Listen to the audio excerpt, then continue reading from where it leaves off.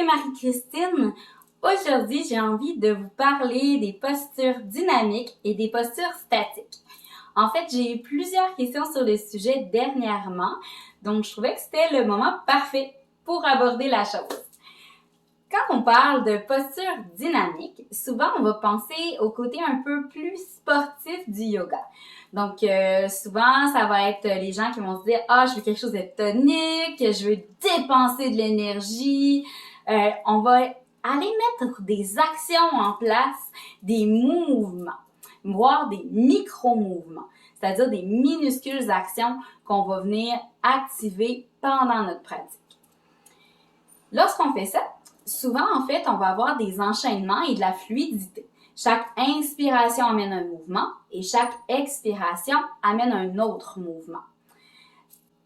Lorsqu'on enchaîne les postures dynamiques, on travaille beaucoup au niveau de la force, de la mobilité, on développe de l'agilité tout en développant nos muscles et notre endurance. Les postures dynamiques sont vues régulièrement dans le cours après la centration et pendant le noyau du cours jusqu'à finalement la relaxation finale. Le mental, pendant ces postures-là, va être concentré au niveau des actions à mettre en place. Donc, on est vraiment plus là-dedans et comme je disais, dans dépenser de l'énergie. Quand on pense aux postures statiques, souvent, on va faire référence au yoga restaurateur, au slow yoga, au yin yoga. Donc, on pense souvent à des postures qui sont un peu plus douces, dans lesquelles le yogi est dans la réception. Par contre, les postures statiques, ça inclut aussi les postures actives. Eh oui!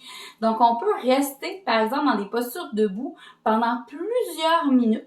Ça permet non seulement de lubrifier les articulations, mais d'aller développer les muscles parfois plus en profondeur.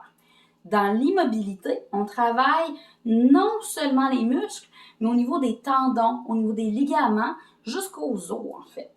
Donc, on est vraiment dans la profondeur du travail du corps et de rester longtemps dans les postures, ça permet aussi de laisser monter les ressentis.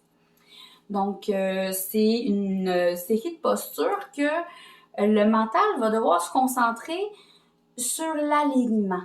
Donc, un peu plus sur rester ici, sur le lâcher prise aussi. Parce qu'à un moment donné, quand tu choisis l'immobilité, tu peux pas réajuster tout le temps. Donc, tu lâches prise sur tes pensées, tu lâches prise sur les actions à mettre en place. Les postures statiques vont être utilisées à plusieurs moments dans la pratique. Ça peut être en fait à n'importe quel moment. Il y en a souvent au niveau des postures qui sont un petit peu plus régénératives vers la fin, puisque les postures statiques vont aider à régénérer l'énergie et la stocker. Au final, vous l'avez compris, ce sont deux types de postures qui s'embriquent.